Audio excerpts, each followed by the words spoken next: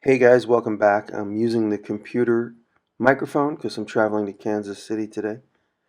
What you see here is a 10-foot tube of 5-inch brass. I bought this about 8 or 9 years ago. I did a project where I made a couple of lamps for a client, and I only needed a few pieces off of this tube, and I had all of this left over. And I've always intended on making something out of it. I always sort of envisioned what I'm about to do. Yes, you can cut brass on a chop saw. And you can cut brass on a bandsaw. And you see that little slide table I made, it just up out of some scrap cutoffs I've had, and just air nailed it all together. In fact, I hardly trimmed any of the original pieces of scrap, and I just made a little slide table and referencing the actual edge of the bandsaw table itself. And I wanted to make 3 originally, but then I realized I had to make 4 anyway. Might as well just make 4. So just cutting, and I learned from the first one you got to be careful because you could bind the blade up because that stuff's a little bindy and heavy, but only because it was wider than the cut itself. And this is the second cut I made, and there it is. It was a nice simple cut. I wanted to keep it consistent, obviously. That's why I made the framework. I could have freestyled it, but then all 4 of them would not have been exactly the same. This is my big disc sander, and I'm just trying to make sure that that cut is flat. It did kind of get a little curvy, just because the blade wanders just very slightly, and that's why I'm using the big disc sander to flatten out the bottoms and the big opening. And now it looks like a lot of people say either a hypodermic needle or the smokestack of a truck. It was funny when I was originally thinking this through, I thought, how in the world am I going to get that piece of plastic to match the perfect angles that are all going on inside? And then I thought on it for a couple days, and then it came to me to do the sanding trick that I do, which we'll get to in a minute. But this is a surface plate Chris Zepp just gave me, and it's good for referencing certain things in the shop, but it's obviously, we're not going to be making aeronautical parts on it.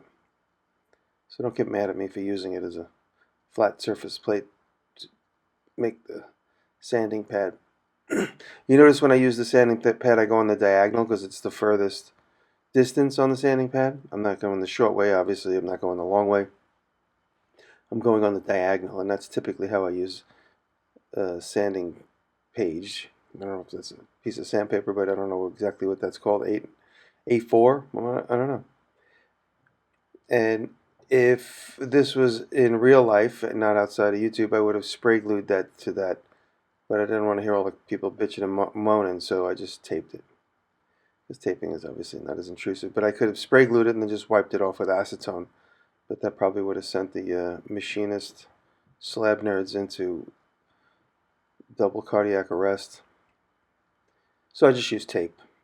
This is where I placed the original advertisement. That's why I left it so long. But anyway, just trying to get more of a fine polish on it before I take it to the wire wheel or the Scotch-Brite. And now this is Scotch-Brite on my Ameribraid grinder, which is a great grinder. I highly recommend it. So a lot of these for them, and really just for goodwill. They let me have some accessories for free. They're really good dudes. And you see, just working my way through that. Real careful. You got to be real careful when you bring a big piece of material like this. You can probably sometimes you could hit the blade or the belt, and the belt could explode in your face. That's really what you got to be careful of. You could also have it catch the part and throw the part, so it's really important to hold it tight with gloves. Now there's still a little burr, or just a little bit of like a leafy substance around the edge of that, so just getting rid of that. And now this is a little trick. I spray glue it and I stick it on the little camera action. This page right here ended up being too thick, so between that cut and this cut I went and got a piece of newsprint, and that paper is obviously a lot thinner. But in all practical purposes, the first take and the second take were the same object, so just the paper was thinner. And now here, this is where, for filmmaking, I would have opted to spray paint that black or something just so you could see it on camera. And you'll notice I did that for some of the other pieces. Now this is that trick I was talking about. transfer that angle, which is, I have no idea, because I just did what felt right. I didn't have to measure it. And in fact, I never have to measure it because of this type of trick. Just working with physical geometry as opposed to trying to guess what everything is. Just hot glue that on there. And now I know I needed to leave, you can see right there from the paper, I had to leave a big tongue on the bottom because it's going to be a big bevel. And the bevel on the top takes from the underside of the actual line. So I cut it close on the upper half, and on the lower half I left some extra material so that when it gets ground up close, so ground up or sanded up close, there's enough material to pick from to make the full bevel that goes down beneath the surface. Is that capiche? So then I'm just breaking off the little bit of the sanding material, and you can see here after a couple tries off camera I got it to fit perfect. Now my original intention was to have it sit just like that, flush, clean, perfect like that, which I could still do because nothing's glued in. But right there, that looks really pretty. That's why I'm thinking about it now. And there you see how I spray painted the paper. It looks better for camera, and of course it was easy for me to see. And now here I am just making all four of them, peeling them. This is a frosted plexiglass. I was keeping them in perfect orientation, and then it occurred to me that those pieces are ambidextrous. They'll fit in both directions, flipped up and flipped down. Now this is a spray gluing just scrap wood together to make all four hockey pucks that'll become the base or the underside. Just showing you how I'm spray gluing it together in an overexposed light bulb shot there. Just let the glue dry for a minute. Dry mount, it's important.